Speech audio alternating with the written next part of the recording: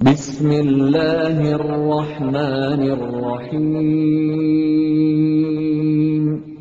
سبح اسم ربك الأعلى الذي خلق فسوى والذي قدر فهدى والذي أخرج المرعى فجعله غثاء أحوى. அன்பிற்குரிய கொள்கை சகோதரர்களே, இந்த நல்லொழுக்க பயிற்சி முகாமிலே தமிழ்நாடு தௌஹீத் ஜமாத் அல்லாத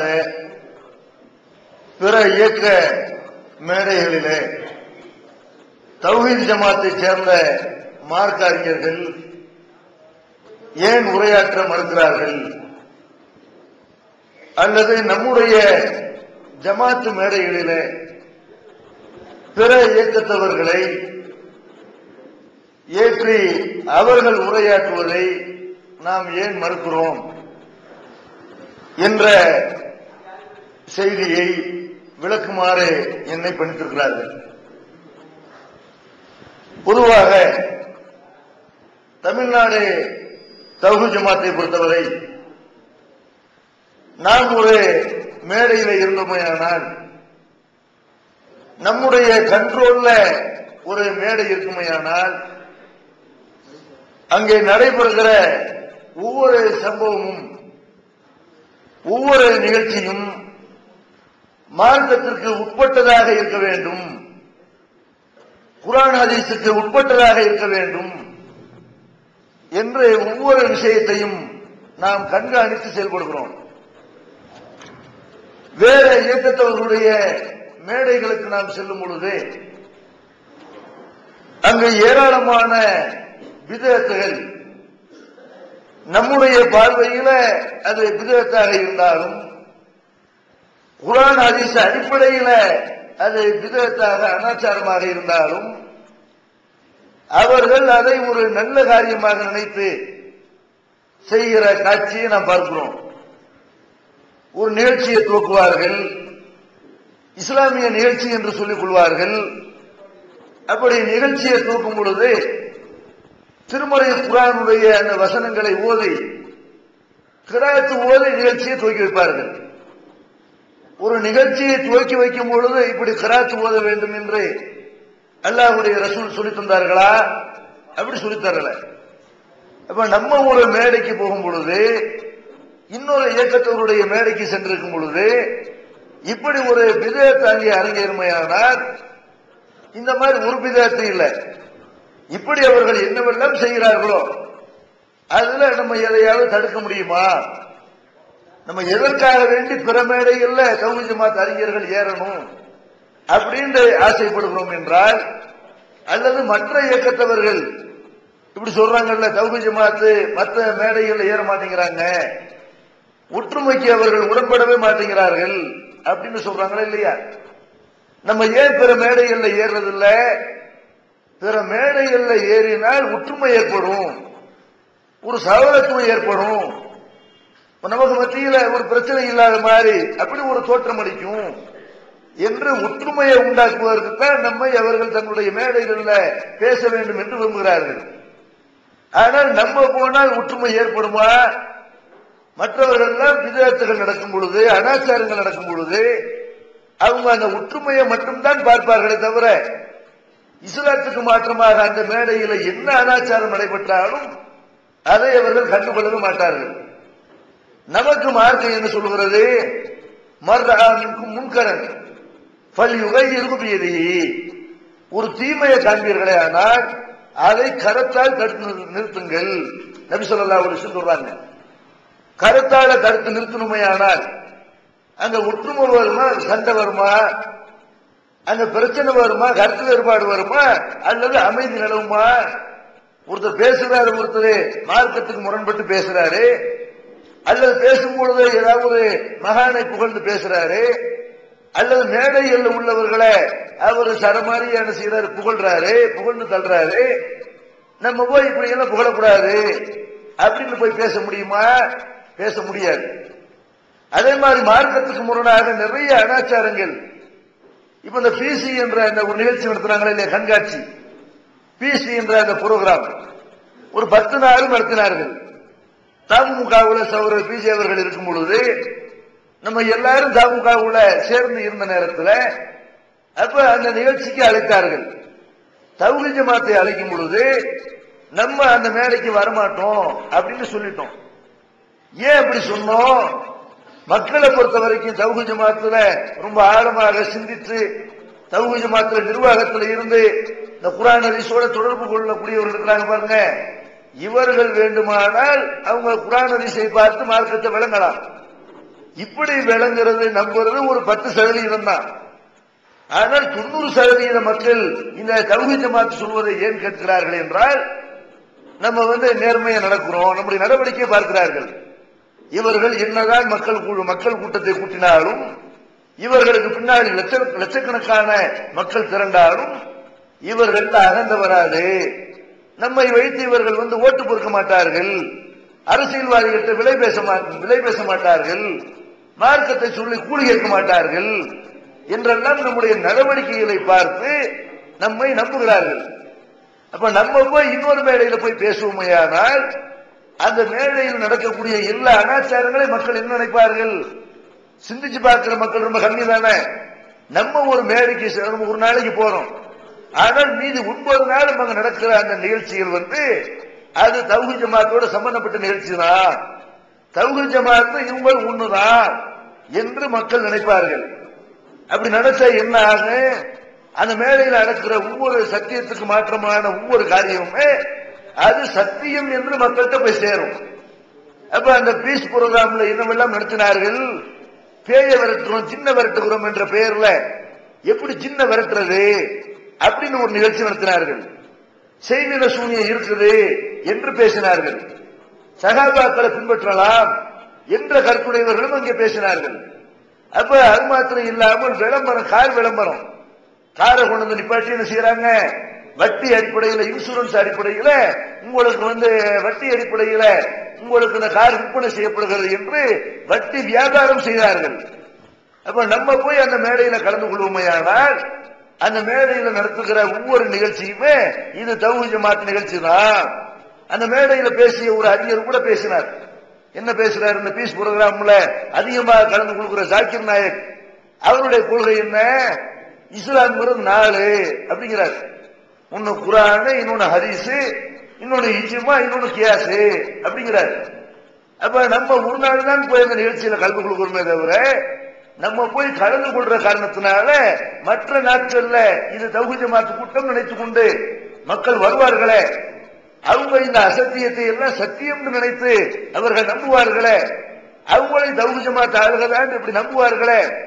அப்ப தப்பான செய்திகளும் அந்த சத்தியமும் சேர்ந்து மக்கள்கிட்ட போய் சேரும்.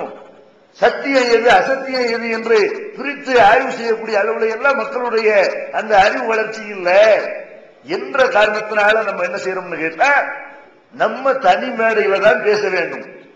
நம்ம போய் இன்னொரு மேடையில போய் இன்னொரு கொள்கை உள்ளவர்கள், அதனை கொள்கையில முரண்பட்டவர்கள், நம்முடைய கொள்கைக்கு யார் முரண்பட்டு இருக்கிறார்களோ, நம்முடைய கொள்கை யார் எதிர்க்கிறார்களோ அவங்க மேடையில போய் நம்ம பேசினால் அப்ப அவங்க பேசுறதை மக்கள் சத்தியமா விளங்குவார்கள் என்று இது ஒரு காரணம்.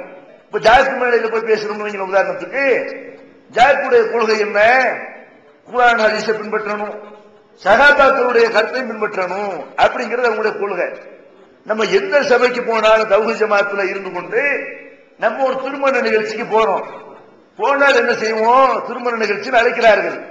அங்க இஸ்லாத்துக்கு மாற்றமான ஒரு நிகழ்ச்சி நடைபெறுமையானால் அந்த இடத்தை விட்டு நம்ம விலகி வந்துருவோம். இல்லைன்னா நேருக்கு நேர சின்ன சின்ன தவறுகள், நம்ம கண்ணுக்கு முன்னால் நடக்கிற சின்ன சின்ன தவறுகளாக இருந்தாலும் தயவுதாட்சியம் இல்லாம மூஞ்சிக்கு நேராக இப்படி சத்தியத்தை துணிஞ்சு சொல்லிக்கிட்டு வருவோம், போல்ட்டாக பேசுவோம். எதனால பேசணும்? எங்க இருந்தாலும் சத்தியத்தை பேசணும். ஒரு பணக்கார ஆள் வீட்டுடைய கல்யாணம் நடக்கலாம், அல்லது அவர் தௌஹீத் ஜமாத்துக்காக உழைச்சவரா இருக்கலாம், அல்லது அவர் தௌஹீத் ஆரம்ப காலத்தில் இருந்து இந்த தௌஹீத வளர்த்தவரா இருக்கலாம், நமக்கு நெருக்கமான ஆள்களா இருக்கலாம். ஆனாலும் தவறை பார்த்தா நம்ம நேருக்கு நேரம் கண்டிக்கணும் இதுதான் நம்முடைய கொள்கை. நபி ஸல்லல்லாஹு அலைஹி வஸல்லம் அதைத்தான் நமக்கு சொல்லித் தருகிறார்கள். அப்ப பிற இயக்கத்தவருடைய மேடைக்கு போனால் அங்க நடக்கிற தவறுகளை நம்ம போல்ட்டாக ஒற்றுமையா வேணும்னு போய் நின்றமையானால் அவங்களோட ஒரு இணக்கம் ஏற்படணும். கமாலுதீன் மாதிரி நம்மளை நேசிக்கணும், நம்மளை அவர் நேசிக்கணும், இப்படின்னு அந்த ஒரு எண்ணத்துல ஒரு மேடையில போய் நிற்போமையானால் அங்க இந்த கருத்துக்களை எல்லாம் துணிஞ்சு போய் சொல்லுவோமா? மனசளவுல நம்ம மறைக்கத்தான் செய்வோம், மறுப்பத்தான் செய்வோம். அங்க அவர் நமக்கு எதிராக பேசினாலும் சரி, அல்லது அவர் என்ன செய்வார்? அவர் மறுப்பத்தான் செய்வார். அவர் ஒரு கொள்கையை விளங்கி கொண்டிருக்கிறார், நம்மளோட ஒற்றுமையா இருக்கணுங்கிறதுக்காக வேண்டி அவர் மறுப்புவாரு, அவரோட ஒற்றுமை ஏற்படணுங்கிறதுக்காக வேண்டி நம்ம மறுப்புவோம். அப்ப அந்த பூசி முழுகிற மாதிரி வேலை தான் நாங்க நடைபெறும். அப்ப சத்தியத்தை ரொம்ப போல்ட்டாக நம்முடைய மேடைகளை பேசும் பொழுது எப்படி பேசுவோமோ அப்படி ஒற்றுமைக்காக வேண்டி இன்னொரு அமைப்பினுடைய மேடையில போய் நின்றுமையானால் அப்படி நம்மளால பேச முடியுமா? கருணாநிதியும் ஜெயலலிதாவும் ஒரு மேடையில கலந்து கொள்கிறாருன்னு வைங்க. அப்ப ரெண்டு பேரும் பார்க்கும்போது என்ன செய்வாங்க? சிரித்துக் கொள்வார்கள். ஏன்னா அரசியல்வாதிகள் உள்ளுக்குள்ள பாத்தீங்கன்னா ஆயிரக்கணக்கான வஞ்ச எண்ணம் இருக்கும். இவன் அவளை காலி பண்ணணும் இவர் நினைப்பாரு, இவரை காலி பண்ணணும் அந்த பொம்பளை நினைக்கும். அப்படி மனசுக்குள்ள அப்படி கொலவெறி இருந்தாலும் பார்க்கும்போது செய்வாங்க, அப்படி சிரித்துக் கொள்வார்கள். அவர்கள் பார்க்கும்போது பேசிக் கொள்வார்கள். இது அரசியல்வாதிகளுக்கு இது சகஜம். ஆனால் நம்ம அரசியல்வாதிகளா நம்ம ஏராளமான குற்றச்சாட்டுகளை ஜாக் அமைப்பின் மீது வைத்திருக்கிறோம், தமுகவின் மீது வைத்திருக்கிறோம், எஸ்டிபிஐ மாதிரியான இயக்கங்கள் மீது வைத்திருக்கிறோம். அப்ப மார்க்க அடிப்படையில் இவர்கள் வழிகேடர்கள், குர்ஆன் ஹதீஸுக்கு எதிரானவர்கள், இவர்கள் ஒழுக்கம் கெட்டவர்கள், இவர்கள் நேர்மையற்றவர்கள் என்றெல்லாம் நம்முடைய தனி மேடையில் நம்ம பேசிக்கொண்டு தௌஹீத் ஜமாத் மக்கள்கிட்ட பேசிக்கொண்டு அங்க போய் அவங்களோட கை கொடுத்து கொண்டு அவங்கள பார்த்து பல்லளித்துக் கொண்டு இருந்தோமையானால் இதுக்கு பேர் சந்தர்ப்பவாதமா அல்லது ஒற்றுமையா? இது கண்டிப்பாக கடந்தெடுத்த சந்தர்ப்பவாதமாக இருக்க முடியும், ஒரு நயவஞ்சகத்தனமாகத்தான் இருக்க முடியும். ஒரு முஸ்லிம் இந்த நடிப்பு இருக்கவே கூடாது, நயவஞ்சகத்தனம் இருக்கவே கூடாது. யாரை பத்தி நம்ம குற்றச்சாட்டு நம்ம வைக்கிறோமோ அவர் இருக்கும் பொழுது அந்த மேடையில் அதை சொல்லக்கூடிய துணிச்சல் வரணும். ஆனா ஒற்றுமைக்காக வேண்டிய மேடை ஏறினால் அப்படி துணிச்சலை பேசுவோமா? அப்ப நம்மளே யாரை பற்றி பேசணுமோ நீங்களே நினைப்பீர்கள். நாங்கள் போய் அப்படி ஒரு மேடையில அப்படி பள்ளி நினைத்துக் கொண்டு நாங்க போய் மற்ற இயக்க தலைவர்களோட போய் பேசினால் நீங்க நினைப்பீங்க அவங்க சமாதானமாக்கிட்டாங்க, நம்மளை சண்டைக்காரன் ஆக்கி விட்டு நம்மளை ஊர்ல அடிச்சுக்கிட்டு நார் அடிச்சு விட்டு இவங்க சமாதானமாக்கிட்டாங்க. அப்ப இவர்கள் இவங்க தலைவர்கள் ஒற்றுமையா இருப்பாங்க, நம்ம அடிச்சுக்கிட்டு சாகணும் அப்படின்னு எங்கள் மீது வைத்த அந்த நம்பிக்கை உங்களுக்கு அப்படி கொஞ்சம் தளருமா இல்லையா? எங்களை நம்பிய காரணத்தினாலதான் நீங்க எல்லாம் தௌஹீத் ஜமாத் அப்படி எல்லாம் அப்படி பெல்ட்டா வந்தீர்கள். ஜாக்கை தூக்கி எறிந்து விட்டு, தமுகவை தூக்கி எறிந்து விட்டு, இன்ன பிற இயக்கங்களை எல்லாம் தூக்கி எறிஞ்சு வந்த காரணம் என்ன? நாங்கள் அந்த அமைப்பின் மீது சொல்லக்கூடிய குற்றச்சாட்டுகள், சொன்ன குற்றச்சாட்டுகள் இது 100க்கு 100 உண்மை. தௌஹீத் ஜமாத் அல்லாத மற்ற அமைப்புகள் குர்ஆன் ஹதீஸுக்கு எதிராக இருக்கிறார்கள், தௌஹீத் ஜமாத் சொல்லக்கூடிய குற்றச்சாட்டுகள் உண்மை என்று நம்பி இருக்கக்கூடிய உங்களை கீழே உட்கார வைத்து விட்டு நாங்க மேடையில யாரை பத்தி குற்றச்சாட்டு சொன்னோமோ அவங்களோட சேர்த்து கொண்டிருந்தோமே. ஆனால் இதுக்கு பேர் சந்தர்ப்பவாதமா இல்லையா? எங்களை நீங்களே வேற மாதிரியாக நினைப்பீர்களா இல்லையா? அப்ப இதனாலேயே நம்ம பிற மேடையில் நடிப்பது நமக்கு தெரிய, நடிப்பது இஸ்லாத்துல ஆகாது.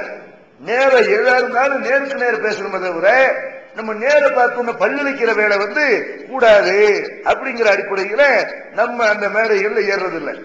அது மாத்திரம் இல்லாம நம்மள அவர்கள் பள்ளிவாசல் கலைக்கிறார்கள், அவங்க பள்ளிவாசல் கலைக்கிறார்கள் பேசுங்க. அப்ப ஒரு அகல ஹதீஸ் பள்ளிவாசல்லையோ, ஒரு ஜாக்கு பள்ளிவாசல்லையோ, ஒரு தாலுகா கண்ட்ரோல் நடக்கிற ஒரு பள்ளிவாசல்லையோ நம்ம போய் பேசுறத சில பேர் விரும்புகிறார்கள். ஏன் அதை தவிர்க்கணும்?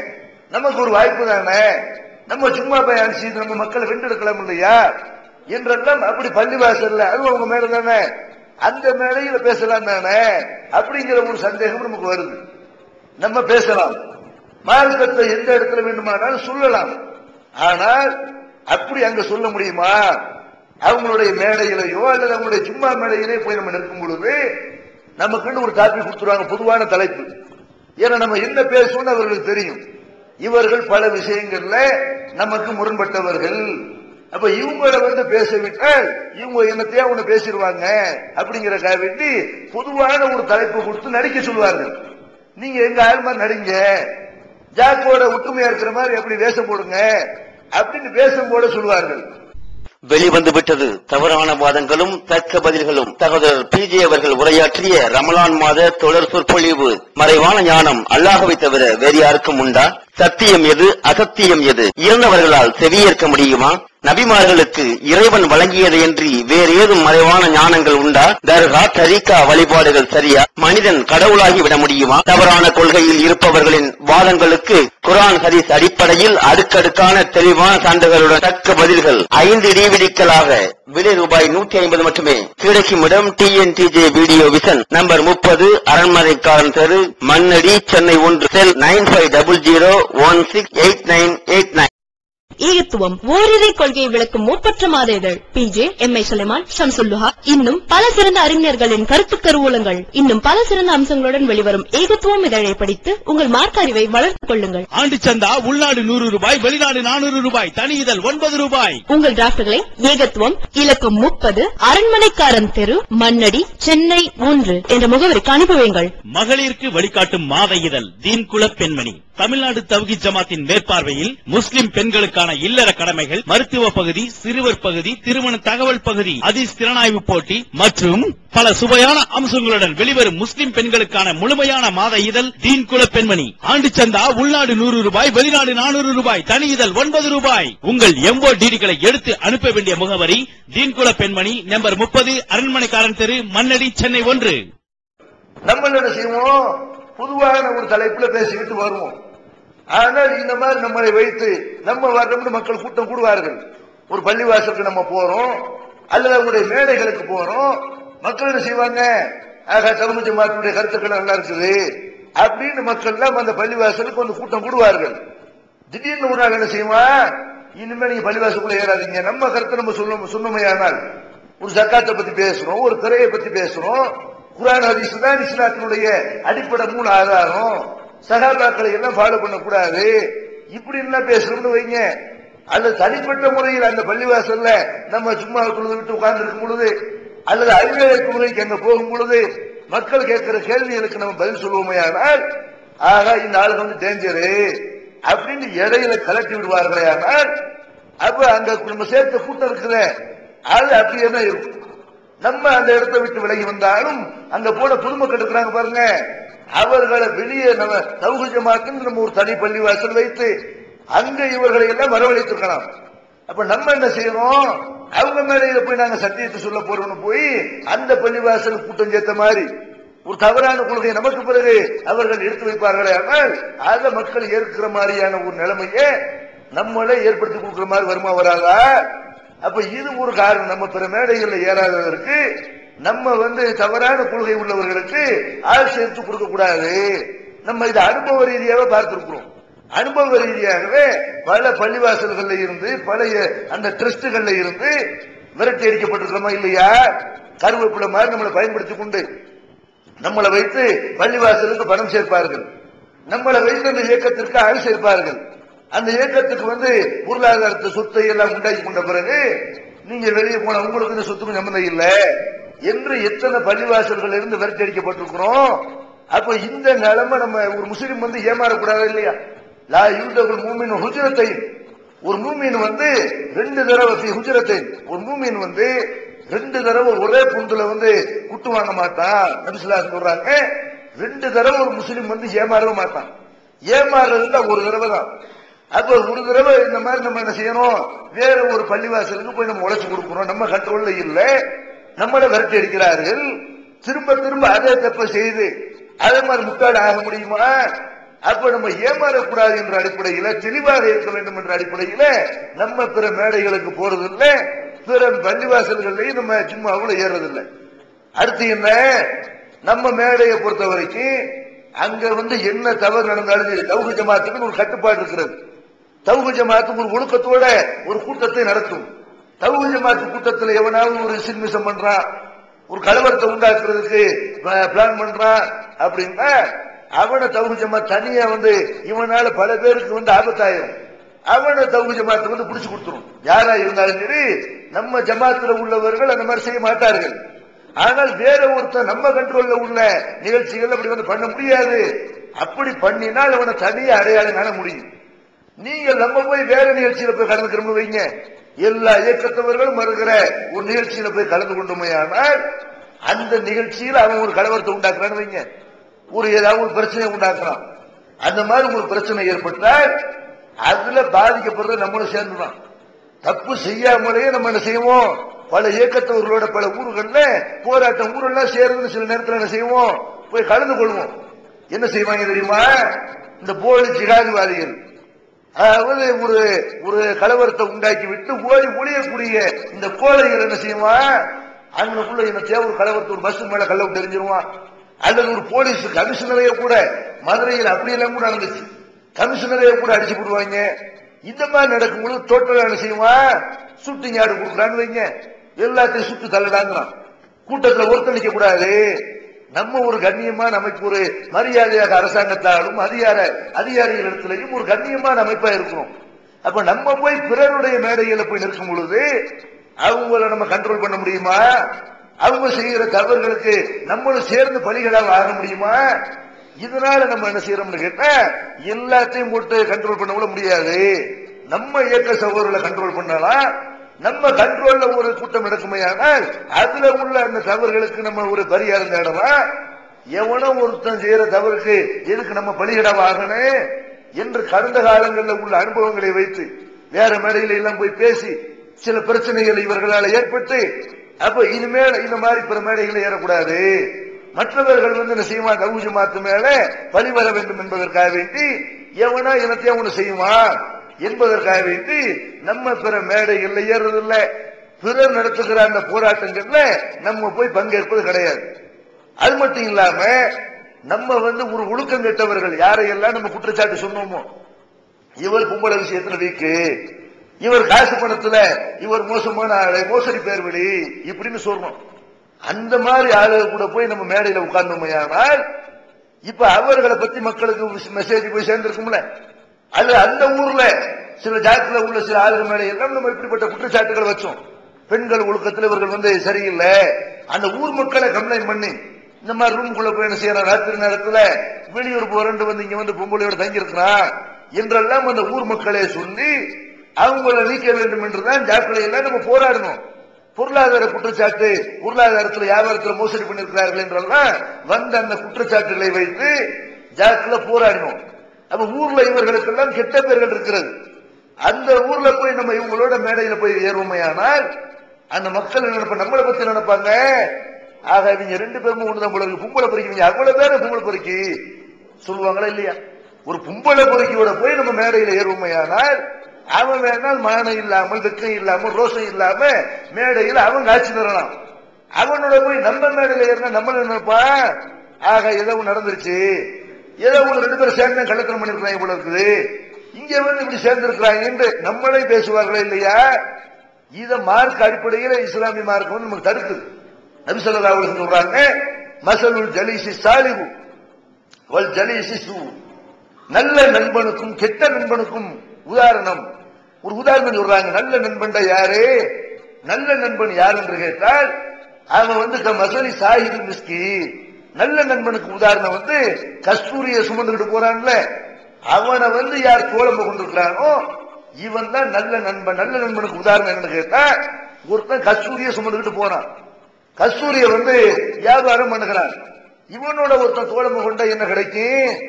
அவன்கிட்ட இவன் என்னத்தையாவது வாங்கிக்கிறான், சரக்குகளை வாங்கிக்கிறான், அல்லது அவன் கூடையே போறதுனால அவன்கிட்ட உள்ள அந்த நறுமணமும் இவன் மேல சேர்ந்து வீசும், இந்த பூவோட சேர்ந்த நாரும் வீசும் சொல்லுவாங்கல்ல, அந்த மாதிரி ஒரு கஸ்தூரி வியாபாரம் பண்றான், ஒரு அத்தர் வியாபாரம் பண்றான், அவனோட போய் சேர்ந்தால் அவன்கிட்ட உள்ள அந்த நறுமணம் வந்து நம்ம கிட்ட வீசும்.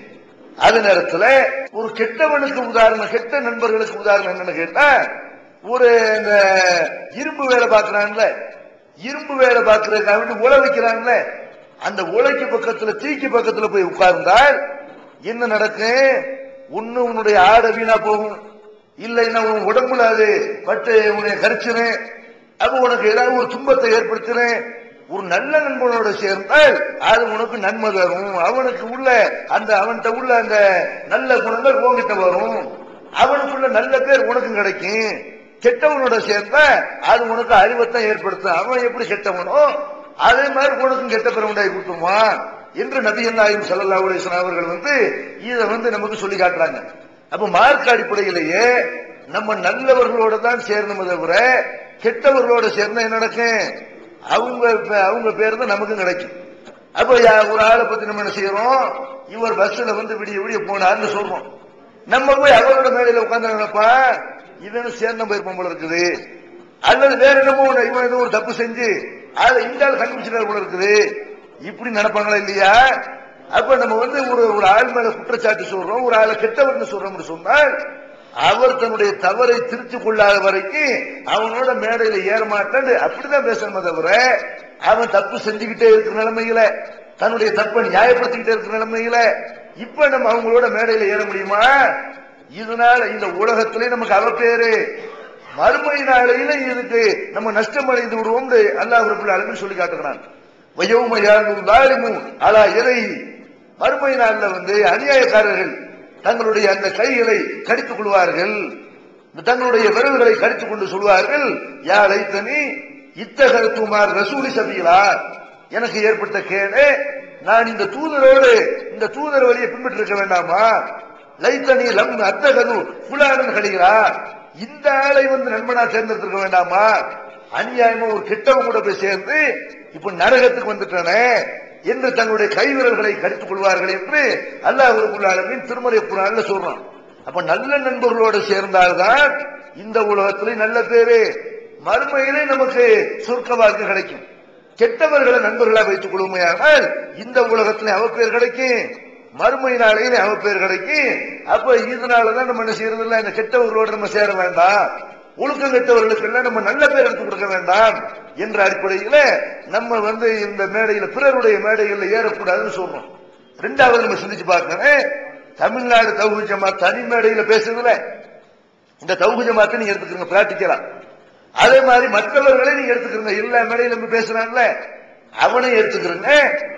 யார் தெளிவாக சத்தியத்தை சொல்கிறார்கள், யார் எந்த விதமான முரண்பாடு இல்லாம, ஒரு சின்ன சின்ன விஷயத்துல முரண்பாடு வரலாம், ஆனால் பெரிய அந்த அடிப்படையான விஷயங்கள் இருக்கு பாருங்க, இதுல முரண்பாடு இல்லாமல் பேசுறது யாரு, முரண்பட்டு பேசுறது யாரு சிந்திச்சு பார்க்கணும். எல்லா மேடையும் நம்ம பேசினான்ல அவனுடைய நிலைமை எப்படி இருக்கிறது? இப்ப ஜாக்கி என்ற அமைப்பை நம்ம எடுத்துக்கொண்டோமே, ஆனால் அவங்க செய்யற தவறுகளை எல்லாம் பின்னாடி பட்டியல் போடுவார்கள். நான் ஒரு உதாரணத்துக்கு தொட்டு காட்டுவதாக இருந்தால் அந்த மேடையில ஜாக்கி மேடையில நீங்க பார்க்கலாம், ஜாக்கி மேடையில பலரும் பேசுறாங்களா இல்லையா? யாரெல்லாம் பேசுறா? அபு அப்துல்லா பேசுறாரு. அபு அப்துல்லா என்பவர் யாரு? அவர் நம்ம பார்வையில் உண்ணா நம்பர் சைக்கோ, அவர் அந்த மாதிரிதான் அவர் நடந்து கொள்கிறார்.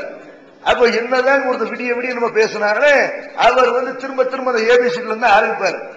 அவர் என்ன செய்யறாரு, கமாலுதீன் மானிய இவர் புரோகிதரு பூசாரிங்கிறார். அந்த அபு அப்துல்லாவுடைய கொள்கை என்ன? யார் மார்க்கத்தை சொல்லி கூலி வாங்குகிறார்களோ, அந்த ஆலிம் சாவாக இருந்து சம்பளம் வாங்குகிறார்களோ இவர்கள் புரோகிதரு அப்படின்னு சொல்றாரு இல்லையா? வெட்கம் இல்லாமல் அவரை தூக்கி மேடையில் உட்கார வைக்கிறார்கள். யார இவர் பூசாரின்னு சொல்றாரோ புரோகிதர் பக்கம் பக்கமா ஜாக்கி இயக்கம் பயங்கரமான ஒரு வழிகேடு, இவர்கள் வழிகேடர்கள், இயக்க பேர் இயக்கம் நடத்துவது ஒரு வழிகேடுன்னு சொல்லி அந்த கும்பிட்டே ஒரு இயக்கம் நடத்துது. ஜமாத்து முஸ்லிம் என்கிற பெயர்ல அவர் ஒரு இயக்கத்தில் இங்க இருக்காது, இன்னைக்கு வரைக்கும் எழுதி இருக்கிறார். நஜாத்துங்கிற பெயர்ல ஒரு பத்திரிகை நடத்துறாரு. அப்ப அந்த இயக்கமே வழிகேடு, அவர் ஒரு இயக்கம் நடத்தி இருக்கிறாரு. இவர் இயக்கம் வழிகேடுன்னு சொல்றாருல, அப்ப இயக்கம் வழிகேடுன்னு சொன்னால் அந்த ஒரு ஜாக்கு மேடையில ஒரு இயக்கம் நடத்தக்கூடிய ஒரு பிரச்சாரத்தில் எப்படி கலந்துக்கிற முடியும்? நீ தானப்ப வழிகேடுன்னு சொன்ன, ஜாக்கு மேடையில போய் சொல்லுவாரா? சொல்ல மாட்டாரு. தங்களை வழிகேடர்கள் சொன்னாலும் சரி, பூசாரின்னு சொன்னாலும் சரி, என்ன திட்டினாலும் சரி, அதே மாதிரி இணை வைப்பவருக்கு பின்னாடி துழுகலாம்ங்கிறாரு. அவங்க துழுவக்கூடாதுன்னு ஜாக்குடைய தலைவர் எடுத்துக்கிட்டா அவங்க ஒரு ஆள் துழுகலாம்பாங்க, இன்னொரு ஆள் துழுவக்கூடாதுமாங்க. அதாவது பல இயக்கத்துடைய இந்த மிக்சர் ஜூஸ் இருக்கு பாருங்க, அந்த மாதிரி ஒரு போலித்தனமான ஒரு இயக்கம் ஜாக்கு. ஜாக்கு என்பது அதுக்குன்னு ஒரு தனி கொள்கையோ தனி கோட்பாடோ தனி ஒரு சட்டத்திட்டமோ கிடையாது. யார் வேண்டுமானாலும் பேசலாம், என்ன ஒரே ஒரு கண்டிஷனு, அவர் பிஜேவை திட்ட ஆளா இருக்கணும். அவர் பிஜேவுக்கு எதிரான ஆளா இருந்தால் ஜாக்கு மேடையில ஏறலாம். அப்ப அவர் என்ன மதுரை ஆதரிக்கிற ஆளா இருந்தாலும் சரி என்று இப்படி வச்சிருக்காங்களா இல்லையா? அப்ப நம்ம என்ன செய்யறோம்? நம்ம தௌஹீத் ஜமாத் அறிஞர்கள் பேசுறது நீங்க பார்க்கலாம், முரண்பாடுகளை பார்க்க முடியாது. நம்ம ஒருத்தர் இங்க வழியிடது பூசாரின்னு அப்படி ஏதாவது சொல்லிக்கிறோமா? அல்ல வேற ஏதாவது முரண்பட்டு அப்படி பேசுறோமா? ஜக்காத்து விஷயத்திலும் சரி, பிறை விஷயத்திலும் சரி, அபு அப்துல்லா ஒரு கொள்கை, ஜாக்குக்காரங்க வேற ஒரு கொள்கை. இப்படி பல வகையில முரண்பட்ட ஒரு மிச்ச ஜூசு தான் ஜாக்கு என்ற அமைப்பு. அப்ப அவங்க என்ன செய்யறாங்க? ஒரு வீரியம் இல்லாமல் பேசிக் கொண்டிருக்கிற காட்சியை பார்க்கிறோம்.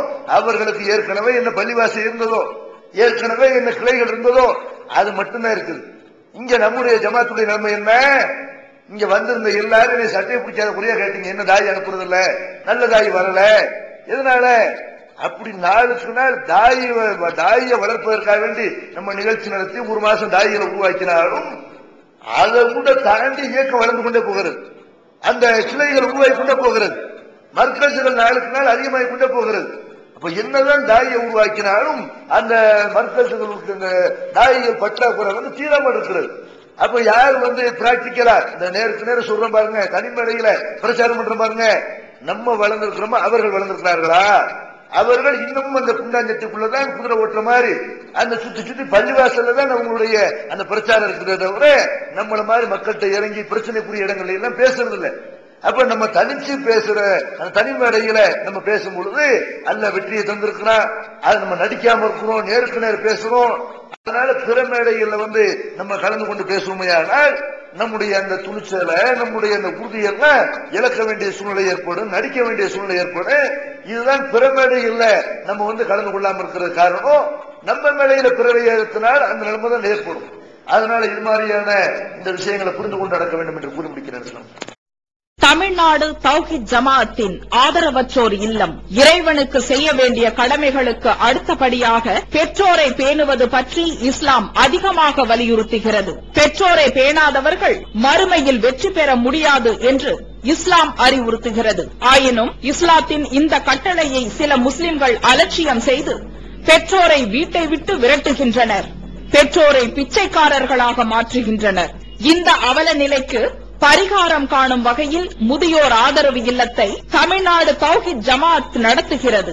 தாயன்புடன் உணவு, உடை, மருத்துவம் உள்ளிட்ட 24 மணி நேரமும் செவிலியருடன் கூடிய பராமரிப்பு மற்றும் தனி ஆம்புலன்ஸ் வசதி இவை அனைத்தும் முற்றிலும் இலவசமாக செய்து தரப்படுகிறது. அனாதைகளை அரவணைப்பவரும் நானும் சொர்க்கத்தில் இணைந்திருப்போம் என்ற நபிகள் நாயகம் ஸல்லல்லாஹு அலைஹி வஸல்லம் அவர்களின் அமுத மொழியை ஏற்று அனாதைகளை அரவணைக்கும் இல்லமும் தமிழ்நாடு தௌஹீத் ஜமாஅத் நடத்தி வருகிறது. இப்பணியை தொடர்ந்து செய்திட உங்கள் நன்கொடைகளையும் ஜகாத்தையும் தாராளமாக வாரி வழங்குமாறு கேட்டுக் கொள்கிறோம். உங்களது நன்கொடைகளை டிடியாகவோ செக்காகவோ மணி ஆர்டராகவோ அனுப்பலாம். டிடி அனுப்புபவர்கள் தமிழ்நாடு தௌஹீத் ஜமாஅத் வங்கி கணக்கு எண் 7882748227 இந்தியன் வங்கி மண்ணடி கிளை என்ற பெயரில் எடுத்து அனுப்ப வேண்டிய முகவரி தமிழ்நாடு தௌஹீத் ஜமாஅத் மாநில தலைமையகம் 30 அரண்மனைக்காரன் தெரு மண்ணடி சென்னை 1. போன் 044252152226. Allah